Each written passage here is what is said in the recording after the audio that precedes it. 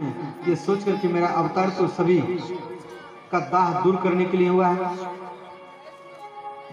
इसलिए उस भयंकर दावानल का पान किया और अपने प्रेमी भक्तों की रक्षा की। दूसरा कारण,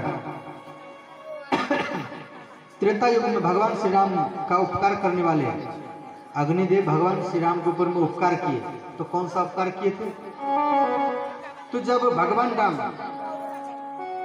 देवी सीता को लेकर के वनवास में थे, तो भगवान राम लक्ष्मण को लकड़ी लाने के लिए भेज दिए वन में, और कुटिया में सीता माता थी। तो भगवान राम सीता माता को बोले कि सीते, हम नर लीला करना चाहते हैं, मनुष्य लीला। तो कहा हमें क्या करना पड़ेगा? तो भगवान बोले आपको हमें साथ देना पड़ेगा।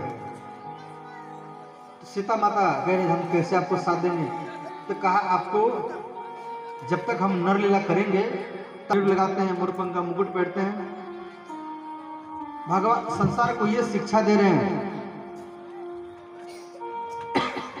जिस प्रकार मयूर अपने मयूरनी के पास में, पत्नी के पास में मिलने के लिए नहीं जाता है, उसी प्रकार में इतने गोपियों के साथ में रहकर भी उनसे हम अलग ही रहते हैं। अब गोपियां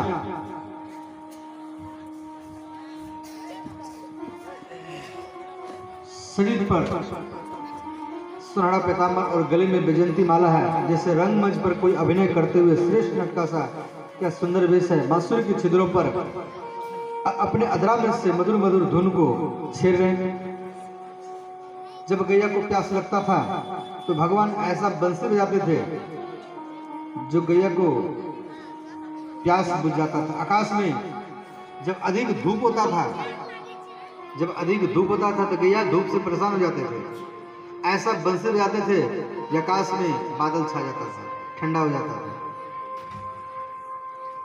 जब गैया को अब भगवान और उत्तर में वो गैया ढकार करती थी। इस प्रकार और बड़े बड़े योगियों के भी योग ध्यान समाप्त हो जाते थे भगवान के बंसी को धुनी को सुन करके। तो इस प्रकार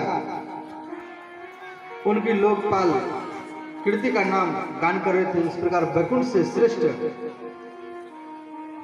वृंदावन धाम भगवान के चरण चिन्हों से और भी रमणीय हो रहा है।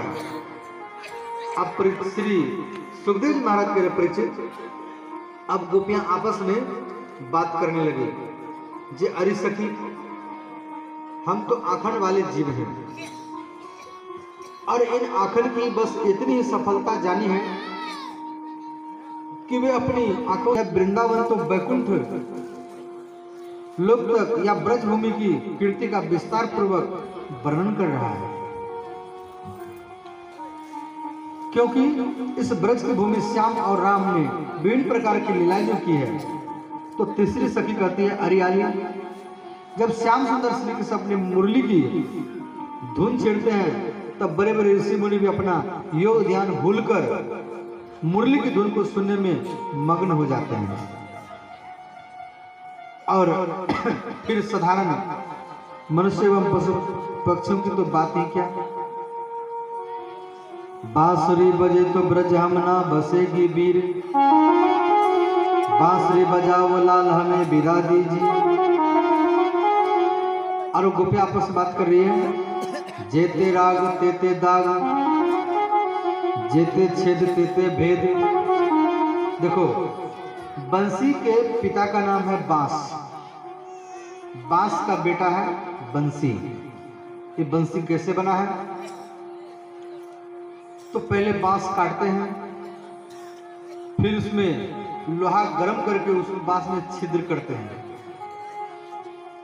और फिर वो बंसी जब बजता है तो कितना सुंदर आवाज निकलता है उससे। और वो बंसी कहाँ है? तो भगवान के हाथों में है। वो बंसी कैसे बना? पहले भगवान के लिए कटा, फिर हम लोग छेद करते हैं लोहा गर्म करके, तो फिर जला। जो जलते हैं, जो कटते हैं, जलते हैं, वो आज देखो भगवान के हाथों में विराजमान है। कितना सुंदर आवाज बंसी का निकलता है।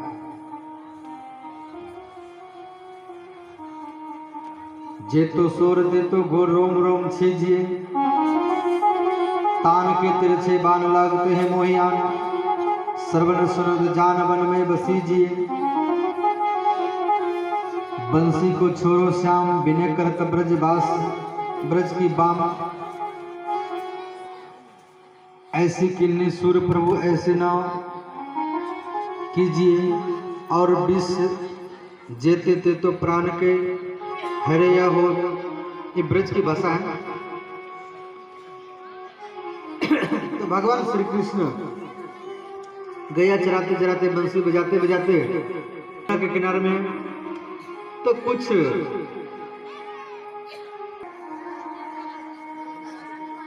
कुछ ब्राह्मण लोग यज्ञ कर रहे हैं, भगवान को प्राप्त करने के लिए यज्ञ कर रहे हैं। तो वृक्ष कबहु नहीं फल भगे, नदी न संचय नीर, परमारथ के कारण साधुन धरा शरीर। वृक्ष कभी भी अपना फल नहीं खाता है और नदी कभी भी अपना जल नहीं पीता है।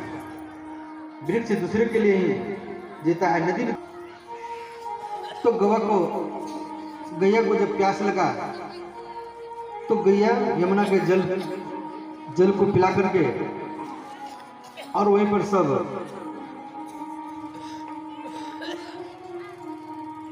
तो वही क्या हुआ, उसी से ग्वाल वालों की बहुत जोर की भूख लगी हुई थी। तो बलराम और श्री कृष्ण के पास में आकर कहा, हे नयन अभिराम, बलराम जी आप बड़े पराक्रमी हैं और हमारे श्याम सुंदर श्री कृष्ण अपने बड़े बड़े दुष्ट दैत्यों का संहार किया है, उन्हीं दुष्टों के समान यह भूख हमें सता रही है, इसे मिटाने के लिए आप कोई उपाय कीजिए। इति विज्ञापितो गोपेर भगवान देव की सुतः भक्ताय विप्र भार्याय प्रसिद्ध छिन्न ब्रह्मविद। तो कहा कुछ ब्राह्मण लोग यज्ञ कर रहे हैं और आप उनके घर में जाओ तो आपको भोजन देंगे। तो ग्वाल बाल जब गए ब्राह्मण के घर में तो सब ब्राह्मण लोग यज्ञ में व्यस्त थे, कोई इनके बात को ध्यान नहीं दी, इनके बात को नहीं सुना। फिर ग्वाल बाल आकर के फिर भगवान को कह रहे हैं, ग्वाल कन्हैया वो तो यज्ञ में व्यस्त हैं, वो तो हमारी बात को ध्यान नहीं दे रहे। तो कहा ठीक है आप उनके पत्नी के पास में जाओ। तो ग्वाल बाल सब उनके पत्नी के पास में गए। तो उनके पत्नी देखो माताएं जो होती हैं उसमें ममता छिपा होता है और तो इस प्रकार जब ग्वाल बाल ब्रह्मण्य के पास में गए तो इस सारा बात को बताएं। ग्वाल बाल जी हम लोग गैया चरा रहे हैं, बाल कृष्ण ब्रदर सब मिलकर के, और हम लोग को भूख लगा है और हम लोग भोजन के लिए आपके घर में आए हैं। तो जैसे वो ब्राह्मणी ने सुना कि भगवान गैया चरा रहे हैं महल के बाहर में, तो भोजन लेकर के वो ब्राह्मणी भगवान श्री कृष्ण के पास में आ गए और भगवान से प्रार्थना की, यह भगवान आपकी प्रसाद आपकी प्राप्ति के लिए हम लोग यज्ञ कर रहे हैं और आप हमारे घर के बाहर में गैया चरा रहे हैं और हम लोग अज्ञानी हैं, हमें ज्ञान नहीं है। तो फिर अंतिम में भगवान बोले ठीक है, सारा संसार हमसे प्रेम करते हैं और आप भी यहाँ आए हैं तो आप यज्ञ कर रहे हैं तो आप इसलिए यज्ञ में चले जाइए, आपके पति ढूंढते होंगे।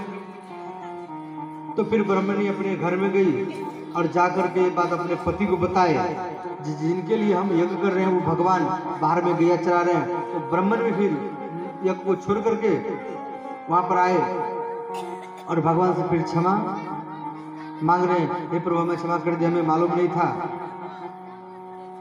तो इस प्रकार नूनम भवतो माया योग नाम अपनी मोहिनी यद वयम गुरु निर्णाम स्वार्थ महा द्विजः। करना जायते जंतु कर्म नहीं